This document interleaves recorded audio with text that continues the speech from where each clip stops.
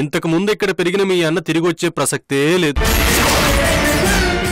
బాబు బాబు బాబు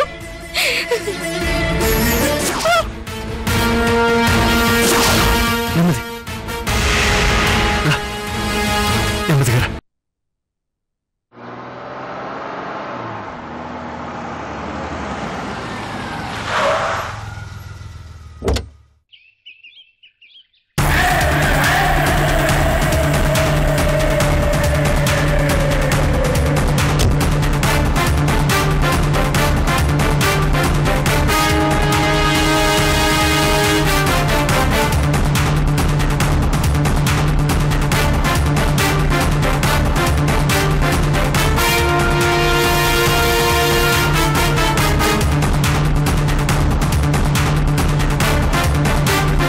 hello, excuse me. Yes, I'm Manohar. Raja Rudrabhupathi Varma గారిని కలవాలి. ఏం పని? Just కటిసి call. ఇదివరకెప్పుడు మిమ్మల్ని చూసినట్టు లేదే. యా, ఫస్ట్ టైం వస్తున్నా. I see. ఏ ఊరో? యుఎస్ లో ఉంటాను. మీరేం చేస్తుంటారు? I'm a businessman. Good morning sir. Good morning sir. I'm Raj Kumar sir. I'm Raj Kumar sir. Personal సెక్రటరీగా ఈ హవేలీలో 20 సంవత్సరాల ఎక్స్పీరియన్స్ ఉంది సార్. మీ దగ్గర ఏమైనా జాబ్ ఉంటే ఇప్పించకూడదు? మీ వెనకాలే వచ్చేస్తా. ఏ అడ్డమైన పనైనా చేసేస్తా. ₹1,00,000 జీతం ఇప్పించండి చాలు. అంతకంటే ఒక్క రూపాయి ఎక్కువ ఇచ్చినా తీసుకోను. Please sir, please sir. Sir sir. Okay okay okay, చూస్తాను, ఆలోచించి చెప్తాను. భూపతి వర్మ గారు రండి సార్, రండి ప్లీజ్ సార్. రండి రండి రండి. ఇలా రండి, ఇలా రండి సార్. ఇలా కూర్చోండి సార్. మీరు వచ్చినట్టు రాజావారికి చెప్పొస్తాను. అలాగే. కూర్చోండి సార్. సార్ సార్ సార్, నా జాబ్ సంగతి మాత్రం మర్చిపోవద్దు. ₹1,00,000 జీతం. Okay okay. Thank you sir. Thank you sir. Sir thank you.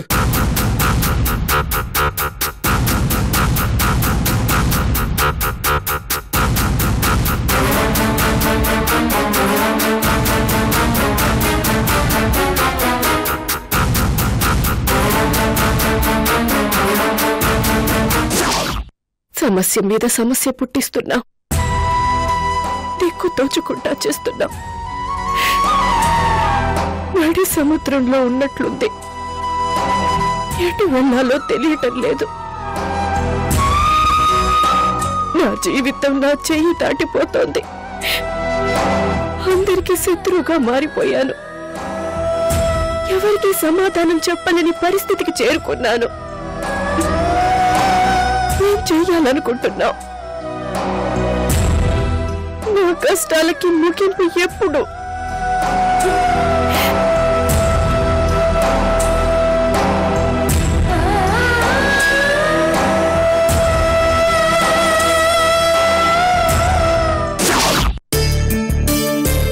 Hello Manohar గారు.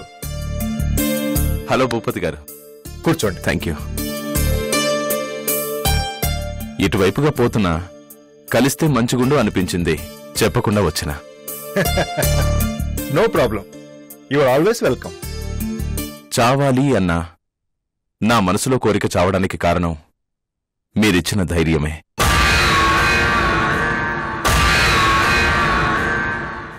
కాని పక్కన నా భార్య లేకుండా నా బతుకు అర్థం లేదు.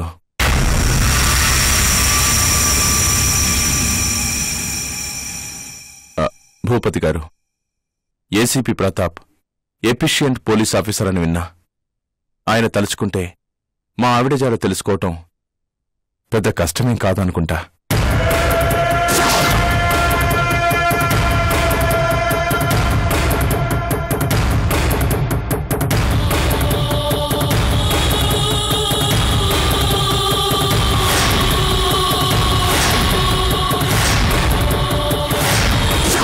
ఏమనుకోకపోతే ఒక చిన్న రిక్వెస్ట్. నా కేసు మీద ఇంట్రెస్ట్ పెట్టమని ఏసీపీ ప్రతాప్కి మీరు రికమెండ్ చేయాలి. ఎంతైనా మీ కొడుకు కదా, మీ మాటకి వాల్యూ ఇస్తాడు. ఏసీపీ ప్రతాప్ గారు వెరీ సిన్సియర్. రికమెండేషన్ అవసరం లేదు. అయినా మీ తృప్తి కోసం చెప్తా. థ్యాంక్ యూ భూపతి గారు.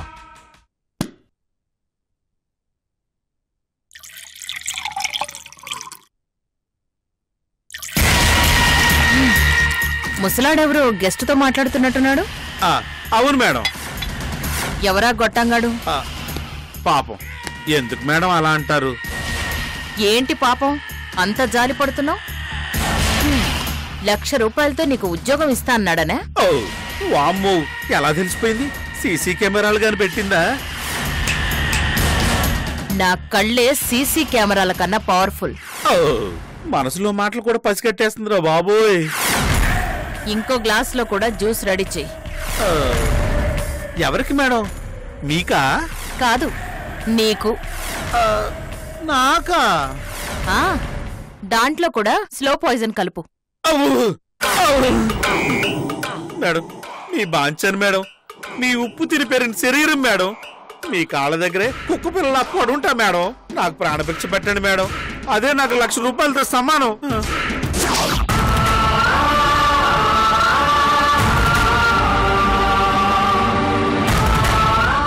భూపతి గారు, మీ సమస్య ఏమంటుంది?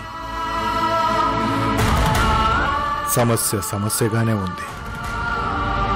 గుండెలో గుడి కట్టిన దేవత ఉండకుండా అలిగి వెళ్ళిపోతాను అంటే ఏం చేయగలం?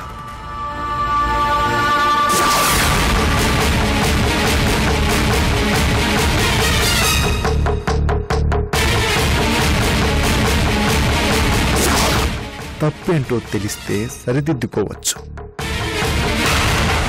ఏ క్షణాన ఏం జరుగుతుందో అని బిక్కుబిక్కుమంటూ గడుపుతున్నాం. ఏ క్షణాన ఎటువంటి న్యూస్ వినాల్సి వస్తుందో అని భయంగా కాలం గడుపుతున్నాం. ఆ క్షణంలో ఈ గుండె మా మాట వినకపోవచ్చు. మరో క్షణం దాకా కూడా ఎదురు చూడకుండా శాశ్వతంగా నిద్రలోకి జారుకోవచ్చు. ఈ నరక యాతన కంటే అదే నయమేమో అనిపిస్తోంది.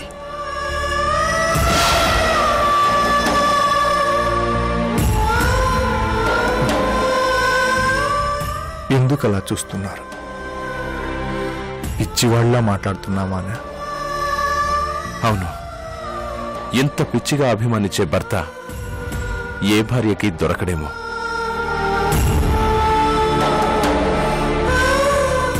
మీ కళ్ళల్లో ప్రేమ, మీ మాటల్లో సిన్సియారిటీ, మీ గొంతులో దుఃఖం, ఎంత రాయిలాంటి మనసైనా కరిగిపోతుంది. కల్మషము లేని హృదయము అని తెలిసిపోతుంది. ఎంత గొప్ప మనసును కాదనుకొని మీ భార్య వెళ్ళిపోతాని ఎట్లా అనగలుగుతోంది? ఆశ్చర్యంగా ఉంది. I want to ask her directly. ఆమె మొహం మీద అడగాలని ఉంది, నిలదీయాలని ఉంది. అవకాశం దొరికితే.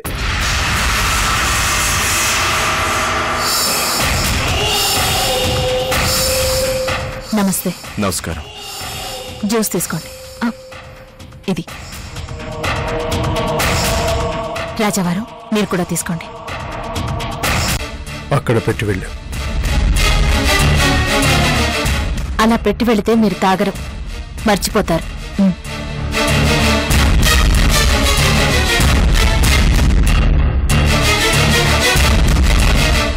విసిగించొద్దు. నా మీద ఎంత చిరాకు పడ్డా నేనేమీ అనుకోను. భార్యగా మీ ఆరోగ్యం కాపాడుకోవడం నా డ్యూటీ. అంటే ఈమెనా భూపతి వర్మ గారి భార్య? ఈమె గురించేనా ఎంత ఫీల్ అవుతుందో? తీసుకోండి రాజావారు,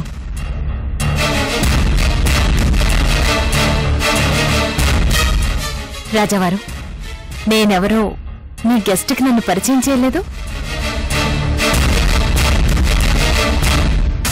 Manohar garu, Mrinal, my wife. Please to meet you. నా పేరు Manohar. Please have it. Thank you. Madam, మీతో 2 నిమిషాలు మాట్లాడొచ్చా?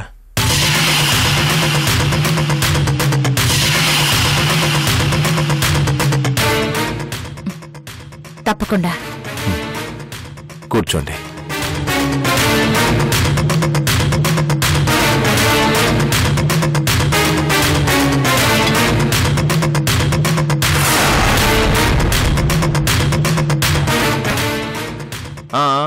అక్కడ కాదు, అక్కడ మీ రాజావారి పక్కన.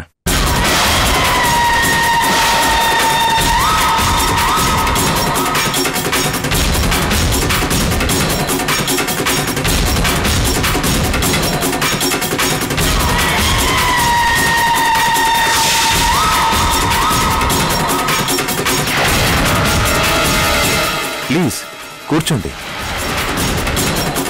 మీకోసం గుండెల్లో గుడి కట్టిన రాజావారి తానా మొహమటం ఎందుకు? ప్లీజ్ కూర్చోండి.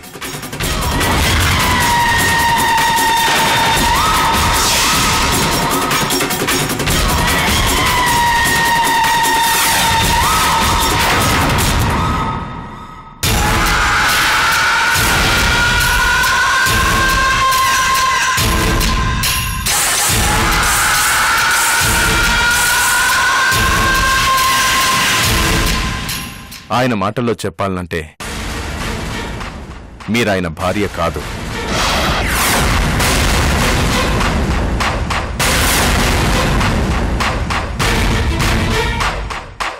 అంతకంటే ఎక్కువ. ఎగ్జాక్ట్గా చెప్పాలంటే మీరు ఆయన ఊపిరి.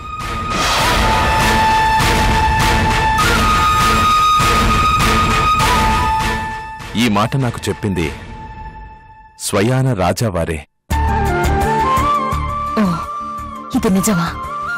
నాలాగే ఆయన కూడా నన్ను లోపల అంత ఇష్టపడుతున్నారా? Wow, great.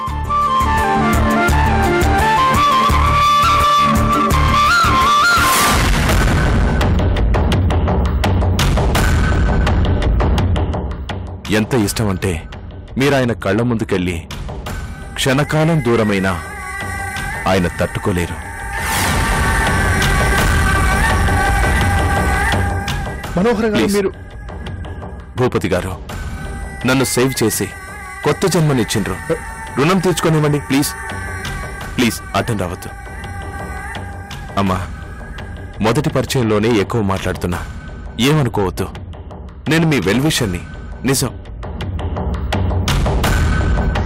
ఎంతో తపస్సు చేస్తే గాని ఇలాంటి గొప్ప భర్త దొరకడు. అవునా కాదా?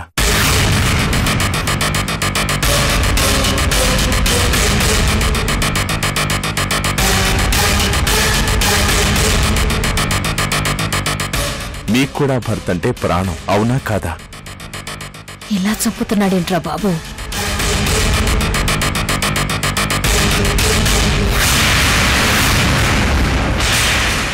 చెప్పండి, మీకు ఆయనంటే ప్రాణం కదా?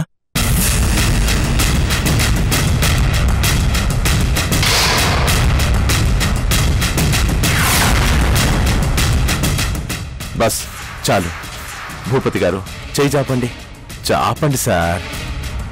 అమ్మా, మీ రాజావారి చేతిలో చెయ్యి వేయండి ప్లీజ్. వేయండి, వేయండి.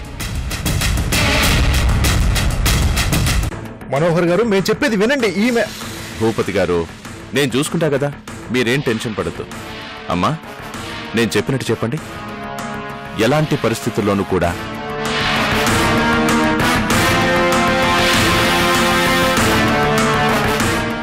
చెప్పండి మేడం.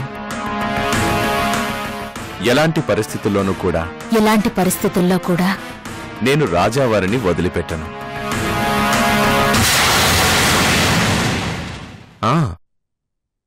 చెప్పండి. నేను రాజావారిని వదిలిపెట్టను.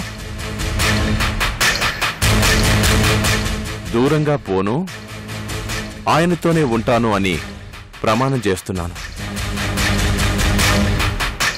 దూరంగా పోను, ఆయనతోనే ఉంటాను అని ప్రమాణం చేస్తున్నాను. భూపతి గారు, ఏమిటిదంతా? మీకు కావాల్సింది ఇదే కదా? మనోహర్ గారు, ఈవిడ మా రెండో భార్య. మేము బాధపడుతోంది మొదటి భార్య గురించి.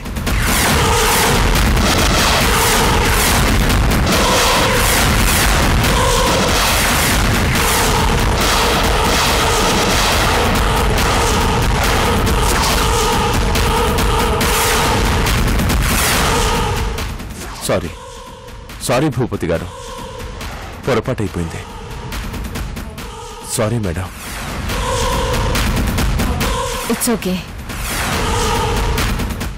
అక్క హవేలీ వదిలి వెళ్ళిపోతాను అన్నప్పటి నుండి రాజావారు పూర్తిగా డౌన్ అయ్యారు.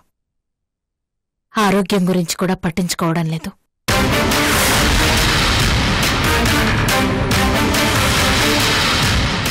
నిర్ణయం మార్చుకోమని అక్కని రిక్వెస్ట్ చేసినా మొండిగా ఉంది. మాట వినడం లేదు.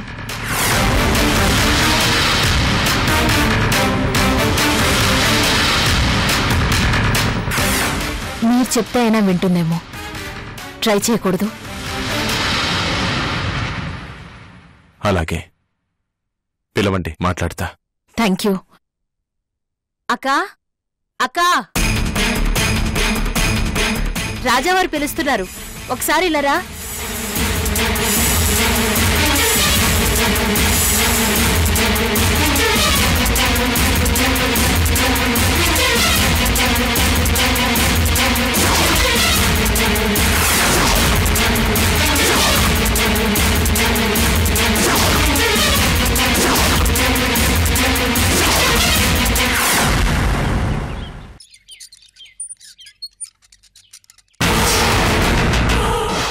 అదే సూర్య, మొన్న సెస్సుకి సీమంతం జరిపించాం కదా, అది గుడ్రాలతో జరిపించాలని అరిష్టమని ఆండాలమ్మ చెప్పిందట.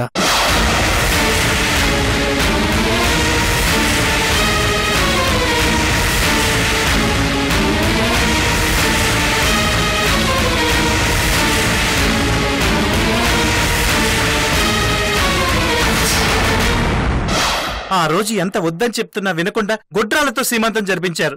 దానివల్ల అనర్థం జరుగుతుందని చెప్పింది. భగవంతుడా, నా శశి క్షేమంగా ఉండాలి, తనకేం కాకూడదు.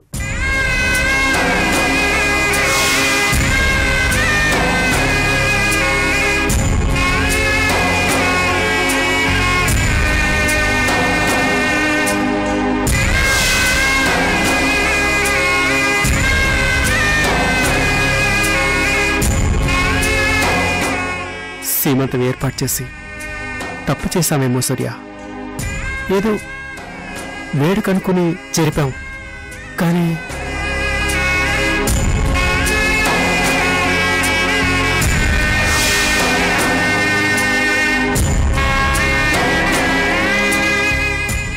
అక్కడికి రాజేశ్వరి దేవి గారు గాజులు తొడకుండా ఆగిపోయారు. వదినే బలవంతం చేసింది. అందువల్లే వదినకి ఇలా జరిగిందని అందరూ ఎందుకు అనుకుంటున్నారు?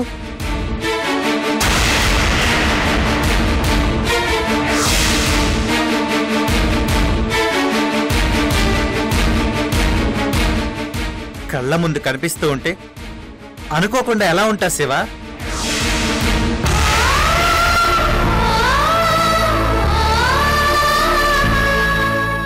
కనీసం మృణాలతోనైనా గాజులు తొడిగించుంటే బాగుండేదేమో.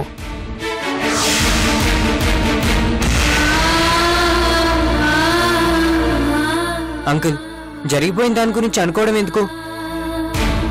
ఏం చెయ్యాలో ఏం జరగాలో డిసైడ్ చేయాలంటే ఆలోచించాలి శివ, తప్పదు.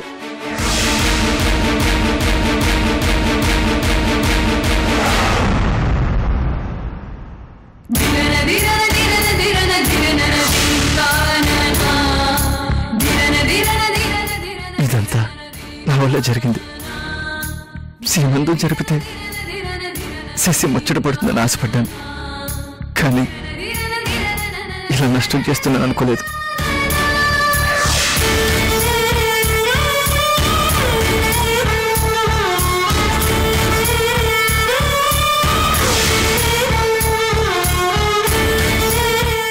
సూర్య, శశి హాస్పిటల్లో ఉందన్న సంగతి రాజశ్రీదేవికి ఇన్ఫార్మ్ చేద్దామా? వద్దంకుల్, చెప్పొద్దు.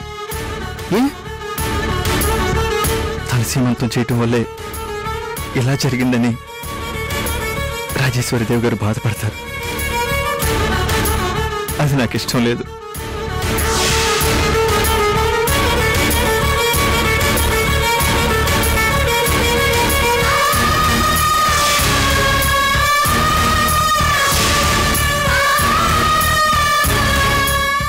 అన్నా, గుడికి వెళ్ళి వదిన పేరు మీద పూజ చేయించుకురానా?